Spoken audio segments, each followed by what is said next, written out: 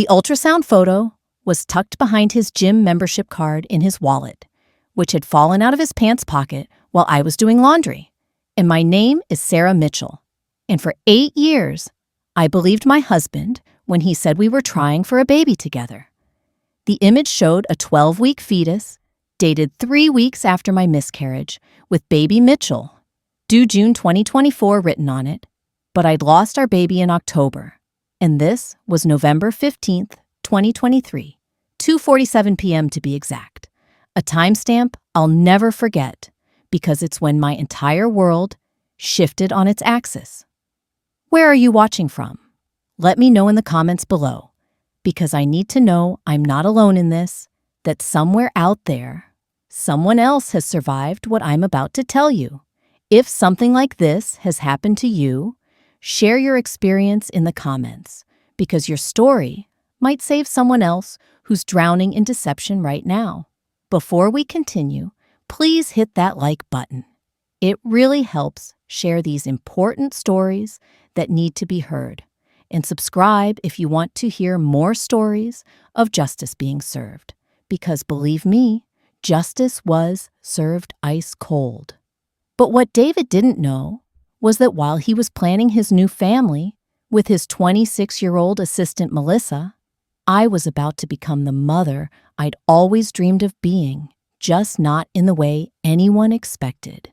My hand shook as I sat down at his computer, still logged into his email because he'd been sloppy, probably from excitement about his secret life. And the first message I saw was from Melissa with the subject line, "Our beautiful future." The message read, "Can't wait for you to be free of that barren burden. 3 more months until you can file. And then we can be a real family. Our babies will be beautiful, not like the defective one she couldn't even carry." I screenshot everything, my phone camera clicking like a heartbeat, documenting the death of my marriage with each image. David had responded, "She's useless now anyway. A woman who can't give me children isn't really a woman. The miscarriage was probably nature's way of telling us she's broken." That's when I knew this wasn't just an affair. This was a calculated replacement, and I'd been grieving our lost baby while he was already shopping for a new model. 3 days before my miscarriage, David had stood in our marble kitchen, the one we'd renovated together when we'd bought this house planning for our future family, looking at my prenatal vitamins with disgust. "You're being paranoid again," he'd said when I asked why he'd been working so many late nights with Melissa. "This pregnancy is making you irrational. Maybe that's why." He'd never finished that sentence, but now I understood what he'd meant to say. "Maybe that's why you're going to lose it." After the miscarriage, when I was still bleeding in the hospital bed, he'd actually said, "Maybe it's nature's way. Some women just aren't meant to be mothers." The cruelty of it had seemed like grief talking then, but now I saw it for what it was, relief. He'd been relieved our baby died because it meant he didn't have to pretend anymore. I discovered $35,000 missing from our joint investment account that same day, transferred in small increments over the past 2 months, all marked as business expenses or consulting fees. But the dates matched perfectly with charges at Tiffany's, Louis Vuitton, and a luxury apartment complex downtown, where, I would later learn, Melissa had been living rent-free since August. I called my sister Emma that night, and thank God she's a divorce attorney, because her first words after I told her everything were, "Don't confront him. Document everything. We're going to destroy him legally." She helped me open a separate bank account the next day, and we started building what she called the war chest, moving money legally but quietly, securing copies of all financial records going back 3 years. Can you believe he said that? Let me know in the comments if you've ever discovered your partner was building a whole separate life while you were grieving. Emma introduced me to Marcus, a private investigator who specialized in infidelity cases, and within a week, he'd uncovered something that made my blood run cold. David and Melissa's affair had started before my first IVF cycle. The timeline was devastating. While I was injecting myself with hormones, bloated and emotional, he was taking her to the Ritz-Carlton. While I was having eggs retrieved, he was at her apartment. While I was lying on the table, having our embryos transferred, praying for our miracle, he was texting her about their future children. Marcus found more, because men like David are never satisfied with just one betrayal. David had been sabotaging my treatments. He'd canceled 2 appointments without telling me, claiming later the clinic had made mistakes with scheduling. He'd intercepted medication deliveries, telling me they were delayed, causing me to miss crucial timing windows. The fertility clinic confirmed they'd tried to call about the cancellations, but could only reach David's phone, which he'd listed as the primary contact. 3 other women reached out to Marcus after he made discreet inquiries. All had dated David before me. All had similar stories of emotional abuse and sudden abandonment when they'd failed to meet his expectations. One had been left when she'd gained weight after a car accident. Another when she'd been diagnosed with endometriosis. The third when she'd insisted on pursuing her PhD instead of having children immediately. The man I'd loved for 8 years had a pattern, and I was just the latest model he was trading in. The breaking point came when I found an email to his attorney dated 2 weeks after my miscarriage. Make sure she gets nothing. Claim mental instability from the miscarriage. I want full control of all assets. She's too emotional to handle finances. Anyway, push the narrative that she's unable to work due to depression. That night, I sat in my car in the hospital parking lot where I'd lost our baby, sobbing, not for my marriage, but for the woman I used to be, who'd trusted so blindly, who'd believed when he'd held my hand during the ultrasound and cried what I now knew were crocodile tears. What would you have done at this point? Would you have confronted him? I wanted to scream, to rage, to destroy everything in his office. But Emma's voice echoed in my head. The best revenge is cold, calculated, and legal. Patricia Winters sat across from me in her downtown office, her reputation as Chicago's most ruthless divorce attorney evident in the shark-like smile that spread across her face as she reviewed my evidence. He's made 3 critical errors, she said, manicured nails tapping on each folder. Fraud, hidden assets, and documentation of emotional abuse during medical trauma. We're going to destroy him legally, financially, and socially. My team grew to include Dr. Patricia Chen, my therapist who'd been documenting David's psychological abuse, though I hadn't realized that's what it was at the time. The gaslighting, the emotional manipulation, the systematic destruction of my self-worth, it all had clinical terms and legal implications. Have you ever been gaslit like this? Where someone made you question your own reality so thoroughly that you needed professional help to see the truth? If you're still watching, hit that like button, because these stories need to be shared. December required the performance of my lifetime, and I should have won an Oscar for playing the grieving, dependent wife while David grew bolder in his deception.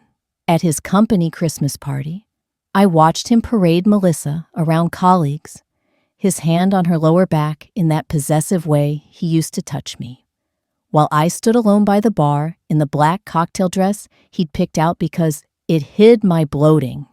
He actually told his boss, within my earshot, that I was struggling with women's issues and might need professional help setting up his mental instability narrative. I recorded every word on my phone, hidden in my clutch, the app disguised as a meditation timer. One evening, he came home at 2 a.m., reeking of her perfume, Chanel No. 5, which I knew because I'd found a bottle in his car, and I served him his favorite dinner the next night, listening to him lie about client meetings while my phone recorded from the kitchen counter. "You seem better," he said, patronizing, patting my head like I was a golden retriever. "Maybe accepting that motherhood isn't for everyone is helping you heal." I smiled, thinking of the adoption application I'd submitted in October before the miscarriage, when the IVF failures had been mounting and I'd wanted to explore all options. The agency had continued processing it, unaware of my marital situation, and just that week, I'd been approved for the next stage. The near disaster came when David found my laptop open to a legal website, and my heart stopped for 5 seconds before quick thinking saved me. "I was looking up grief counseling requirements for insurance," I said, making my voice small and broken. He bought it completely, even smiled that condescending smile. "Good girl. Get the help you need. I'll handle everything else." My internal monologue was screaming while I maintained my facade, thanking him for being so understanding. Could you keep pretending while planning your revenge? Every night, I lay next to him in our king-sized bed, the one where we'd conceived our lost baby, where he'd held me as I'd cried after each failed treatment, and I planned his destruction with the same meticulous attention to detail I'd once used to track my ovulation. January arrived with David's planned ambush divorce filing, but I was ready. He thought he'd serve me papers on January 18th, blindsiding me, but I'd arranged for his company's annual gala to happen on January 20th, 2 days after his planned attack. I ensured Melissa would attend as his assistant, and I strategically invited his conservative parents from Dallas, his boss, 3 major investors in his startup, and my cousin, who worked for the Chicago Tribune. I prepared USB drives with evidence for select attendees, created a presentation titled "Celebrating David's Success" that would become something very different, and coordinated with the venue's AV team, who believed they were helping with a surprise celebration. My financial protections were in place. Assets moved, credit frozen, business interests documented.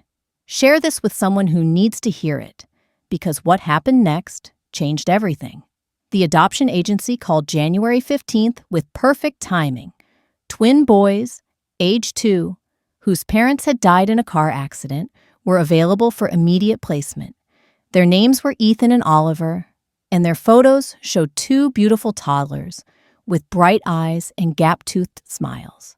I accepted immediately, keeping this life-changing news secret while David practiced his divorce speech in the shower, not knowing I could hear every word.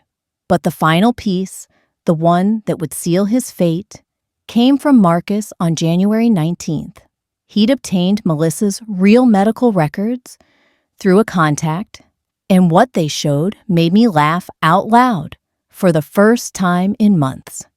Extensive endometriosis, resulting in a complete hysterectomy at age 23. The ultrasound she'd sent David? Purchased from a stock photo site? The pregnancy she'd been planning with my husband? Physically impossible. She'd been lying to him while he was lying to me, and the poetic justice of it was almost too perfect. January 20th, 2024 arrived with winter snow falling on Chicago, and I put on the red dress David had bought me for our 5th anniversary, the one he'd said made me look almost beautiful enough to keep. The Ritz-Carlton ballroom glittered with crystal chandeliers, and Chicago's elite and David arrived with Melissa separately, though they quickly gravitated together like magnets, their body language screaming their secret to everyone but themselves. David's parents greeted me warmly, his mother clutching my hands and asking about grandchildren with tears in her eyes. "Soon," I promised, thinking of Ethan and Oliver, who I'd meet next week. "Very soon." David gave his planned speech about success and growth, announcing Melissa's promotion to partner in his new venture, preening as the room applauded. Then it was my turn for the supporting wife speech, and Emma, standing by the AV booth with her phone recording, gave me the smallest nod. "This is it," I whispered into the microphone, and the screens around the room lit up with my presentation. The truth about David Mitchell, a timeline of deception. The room fell silent, except for the soft jazz playing in the background, and David's confident smile froze on his face like a mask, not yet understanding that his world was about to implode. Comment below if you saw this coming, because Melissa certainly didn't. She grabbed his arm, her face already showing the first cracks of panic. The first slide appeared, ultrasound photos side by side, Melissa's fake one sent to David, dated November, and the real one of our lost baby from October, with the hospital documentation showing the miscarriage date. "My husband called me useless 3 weeks after our miscarriage," I began, my voice steady as steel, though my heart was hammering. While I was grieving our child, he was planning his future with his assistant, who's been sending him fake ultrasounds of a pregnancy that never existed. The room gasped collectively, and David's mother covered her mouth in horror, his father's face turning purple with rage. The evidence unfolded methodically on the screens. David's emails calling me barren burden, the financial fraud showing $35,000 stolen from Melissa's apartment, the timeline proving their affair started during my IVF treatments, the canceled appointments, the intercepted medications. He sabotaged my fertility treatments while sleeping with her. I continued, clicking to the next slide showing the fertility clinic's call logs. He watched me inject myself with hormones, knowing he was preventing any chance of success. Then came the crescendo, the moment I'd been waiting for. "But the cruelest joke of all," I said, clicking to Melissa's real medical records with her name redacted, but her patient ID visible to her, "is that she can never have children. She had a complete hysterectomy at 23. She's been lying to you, David, while you were lying to me." Melissa's face drained of all color, her mouth opening and closing like a fish out of water. She raised her hand and slapped David hard across the face, the crack echoing through the silent ballroom like a gunshot. "You said you loved me," she screamed. "You said we'd have babies. You knew about my surgery, you bastard. You hacked my medical records and pursued me anyway." David lunged for the microphone, but security, pre-warned by me through the venue coordinator, stepped forward to restrain him. Patricia Winters emerged from the crowd like an avenging angel in her Armani suit, serving him with divorce papers and fraud charges while he struggled against the security guard's grip. His boss terminated him on the spot, shouting about misuse of company funds and breach of fiduciary duty. His parents walked out without a word, his mother pausing only to squeeze my hand and whisper, "I'm sorry." The audience erupted in applause, and someone, I think it was one of the investors, actually started a slow clap. The best part, I told the room, my voice carrying over David's desperate shouts, is that while he was planning to discard me for being useless, I was approved to adopt twins. I'm going to be a mother after all, just not with him. The video went viral within 3 hours. Wife exposes cheating husband at company gala trended globally on Twitter, TikTok, and Instagram. David's frantic calls and texts went unanswered, except for one response: communicate through lawyers only. I changed the locks while he pounded on the door. Our neighbor, Mrs. Chen, filming his meltdown for her Facebook Live, narrating his breakdown with color commentary. "This is the man who called his wife useless," she told her viewers. "Now, look who's useless." Melissa posted her own revelation video that night, exposing how David had promised her children he knew she could never have, how he'd hacked her medical records and pursued her specifically because she couldn't trap him with kids. The internet destroyed David Mitchell overnight.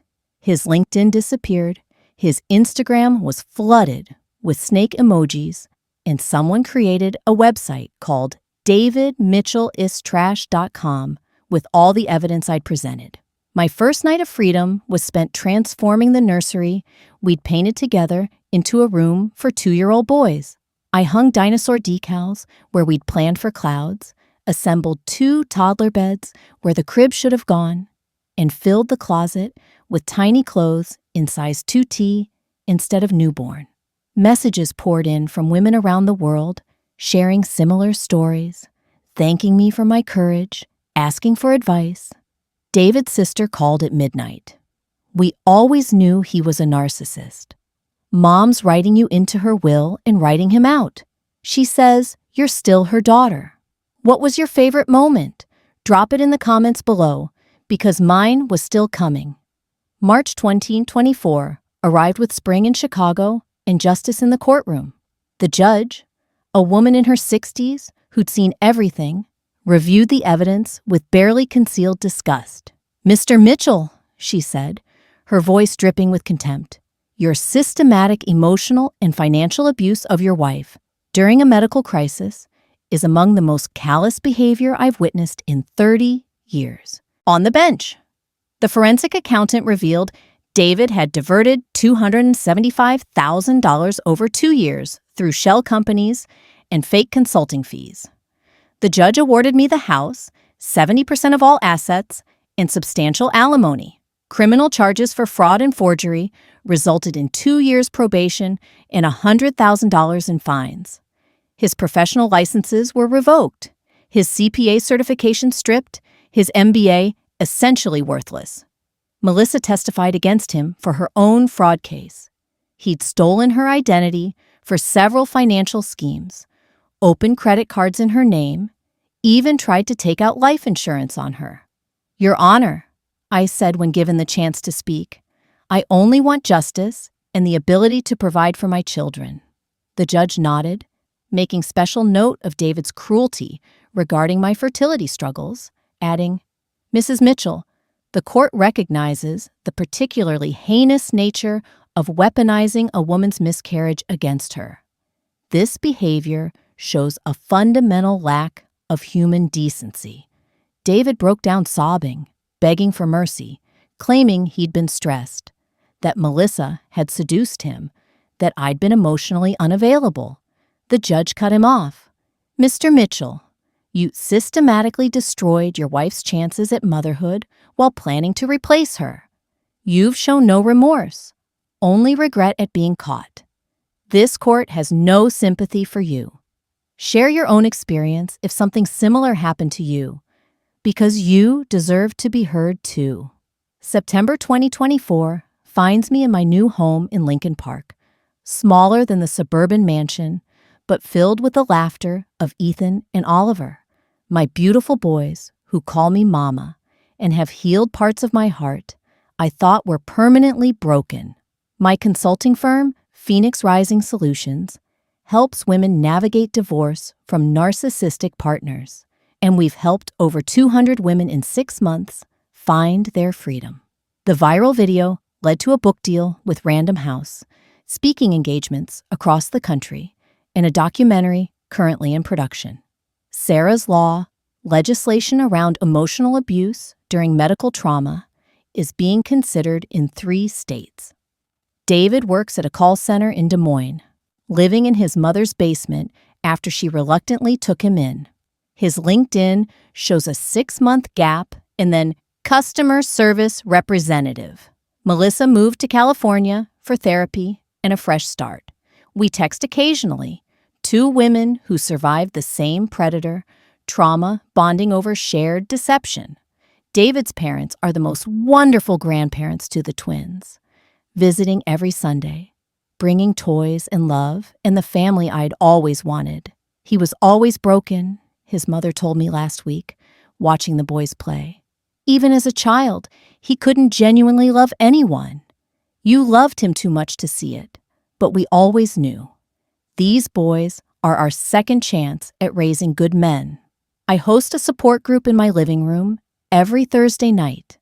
10 to 15 women sharing stories and strategies, laughing and crying and planning their escapes. I lost a pregnancy, but gained a purpose, I tell them. Sometimes the worst betrayal leads to the best transformation. Last week, David sent a letter through his lawyer asking for a second chance, claiming he'd changed, that therapy had opened his eyes, that he realized I was the love of his life. I responded through Patricia. No, simple, final, the closure he doesn't deserve, but the boundary I needed. The twins are thriving, starting preschool next week, and Ethan told me yesterday, "Mama, you're the best mama in the whole world." Oliver added, "Better than dinosaurs," which, in toddler speak, is the highest compliment possible. I'm in therapy myself, working through the trauma, learning to trust again, and there's a pediatrician at the hospital who's been asking me to coffee. His name is James, and he volunteers at an orphanage in Guatemala. And when I told him my story, he said, anyone who could survive that and still choose love by adopting those boys is exactly the kind of strong I've been looking for. If this story of justice resonated with you, please hit that like button right now. It helps other women find these stories when they need them most. Remember, you deserve someone who chooses you every single day, not someone who shops for your replacement while you're grieving. Your pain is valid, your anger is justified, and your revenge can be legal and devastating to every woman reading this who's been called useless, worthless, or broken by someone who claimed to love you. You are none of those things. You are powerful beyond measure, and your story matters. Share this with someone who might need to hear it, because somewhere right now, a woman is sitting in her bathroom looking at evidence of betrayal, wondering if she's crazy, if she's overreacting, if she should just forgive and forget. She needs to know that she's not alone, that justice is possible, that there's life, beautiful, abundant life after betrayal. Subscribe and hit the notification bell so you don't miss the next story, because I'll be sharing more tales of women who rose from the ashes of their marriages to build empires from their pain. Comment below with your own story of survival, of that moment when you chose yourself over him, when you decided that his betrayal would be your beginning, not your end. Together we rise. Together we heal. Together we show them that calling us useless was the most useful thing they ever did, because it set us free.